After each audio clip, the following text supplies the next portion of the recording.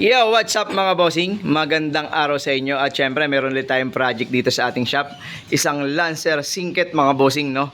Okay mga boss, paano ba natin mapapalamig talaga yung aircon natin pagdating sa tanghali, no? Kasi yun ang issue ng ating mga aircon mga bossing, no? Pagdating sa tanghali, hindi na ganun kalamig ang ating mga aircon. Okay, itong ating sasakyan na Lancer mga bossing, syempre medyo, sabi ko nga sa may-ari, kung sa tao, medyo may edad na. Okay? So, paano mo ngayon ilalaban ngayon sa klema ng panahon ngayon yung ating lamig ng aircon? Okay, ang setup ng kanyang aircon mga bossing ay ito pa. Condenser natin na serpentine. Naka 507 siya ng compressor mga bossing. Marami kasing pwedeng gawin mga boss para masolusyonan nyo yung problema pagdating sa tanghali. Ang compressor niya parang 507 mga bossing na Sanden, no?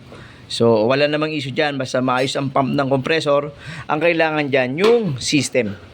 Kailangan nasa tama. Okay, so ang gagawin natin dito sa kanyang Lancer, i-convert natin siya ng laminated syempre. Okay, bakit ba maganda ang laminated mga bossing? Okay, ang maganda lang naman sa laminated mga boss, mas maganda siyang magtanggal ng heat ng ating compressor.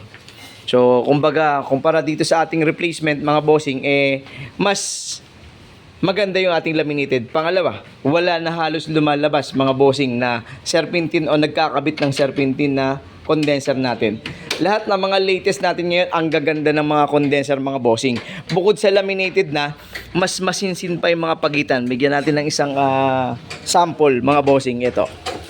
Okay, pansinin nyo mga boss kung gaano ka-limit yung pagitan nito kumpara dito sa isang condenser na to. So itong isa, universal yan mga bossing. Ito original to ng mga parang Toyota Avanza ata mga bossing, no? Siya yon. Okay, so kung gusto nyo magpalamig ng aircon, kailangan dito sa condenser, asikasuhin nyo. Pangalawa, syempre yung ating mga pan. Malaki ang silbi ng ating pan para palamigin yung ating aircon sa tanghali. Etong kay bossing, binigyan natin siya ng quotation. Yun nga lang mga boss, kagaya yung sinasabi ko, walang problema sa pagpapalamig, walang problema sa pagpapatibay. Ang problema natin siyempre yung budget. Okay? Yun lang naman ang problema natin eh. Walang issue mga boss. Kung sinasabi natin, kaya mo bang palamigin yung aking mas matanda pa sa aking unit? Kayang-kaya natin yan mga boss. Yun nga lang, siyempre, kailangan mong budgetan. Okay? So, itong pan, isa yan sa mga makakatulong para palamigin yung ating aircon. Kaso, ang problema nga lang, medyo limitado pa yung ating budget ng kliyente. Kaya to palo na lang, na i-upgrade. Mga boss, parang ganito ang magiging tema nun sa kanya. Bigyan lang natin ng konting idea mga bossing, baka makatulong lang, no? Kasi may kanya-kanya kasi tayong diskarte kung paano magpapalamig ng aircon. Ayan. Ito yung ating high speed na fan. Ito yung nakakabit sa kanya. So ang offer natin dalawang ganito. Kasi yung isa rin mga bossing, yan yung isa niya eh. So parang ganyan yung gagawin natin, dalawang ganyan. Mas malakas na fan, mas matatanggal yung init ng radiator at saka yung condenser natin mga bossing. So walang high pressure. Tapos sasabayan mo pa na mas magandang condenser, syempre panalo na yun. Okay, ito yung ganyang condenser mga bossing. Oh. Ito malalaki ng gap. Ilan? 11, 12. 12. Okay, bilangin mo to. 1, 2, 3, 4, 5, 6, 7, 8, 9, 10, 11, 12. Okay, tigil mo na. Lampas na. Okay, mga bossing. So, yun yung isang pwedeng makatulong kung paano kayo magpapalamig ng aircon sa tanghali. Sa compressor mga bossing, sa amin, ewan ko lang sa iba. Mapa original, class A, replacement, baliwala sa amin mga bossing eh. Basta bumobomba ang compressor, kaya niya magpalamig ng aircon.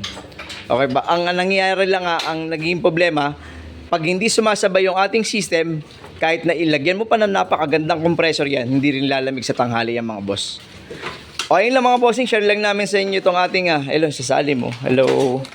Share lang namin sa inyo itong Lancer Singket natin mga bossing. Try natin kung anong makukuha namin dito na lamig at kung ano yung makakatulong para palamigin. Yan na yun. Ang evaporator niya mga boss copper tube. Sabay na natin to. Yun oh. Eto ang maganda naman dito mga bossing sa evaporator na copper tube. Walang kamatayan yan mga boss. Walang pagkabutas yan. Kumbaga, durug-durug na yung pins niyan. Buo pa yung ating mga tubo na yan, mga bossing. So, isa pa yan, mga boss. Kung sakaling magpapalamig kayo, laminated pa rin yung pinakamabilis at pinakamagandang mag-response ng lamig. Pero, naniniwala pa rin ako kahit na fabricated yan na copper tube, lalamig pa rin yan, mga boss. Basta tama yung reading na makukuha natin doon sa ating high side, lalamig yung ating copper tube, mga bossing. Okay lang, mga bossing. Share lang namin sa inyo itong ating Lancer singkit na to. At syempre, gastos, yun ang problema. No, pero yun na yun eh. Kung gusto mong tumino, kailangan mo talagang laanan ng budget, mga bossing. Okay, isa pang problema ng Lancer singkit. Dito tayo, yung hangin nito mahina. Pero ang maganda rito na nakita ko, dahil yun na yung ginagawa ng ating mga technician at kahit kami, ang ginagawa natin dyan ay dinedirect na natin yung ating air ducts. Ayun, mga bossing, nagawa na nila. Wala na yung ventilation sa gitna na nagko-control ng mga hangin para palabasin sa louver. So mahina ang Lancer natin na ang buga ng hangin nito. Kung sino may Lancer, alam nyo yan. No, pero tama na yung ginawa ng technician. Naglagay na sila ng air ducts na nakadirekta na sa louver. Okay, ayan, mga bossing. At tingnan natin kung makukuha natin siya ng reading yung high side sa low side, saka yung lamig na makukuha. Okay?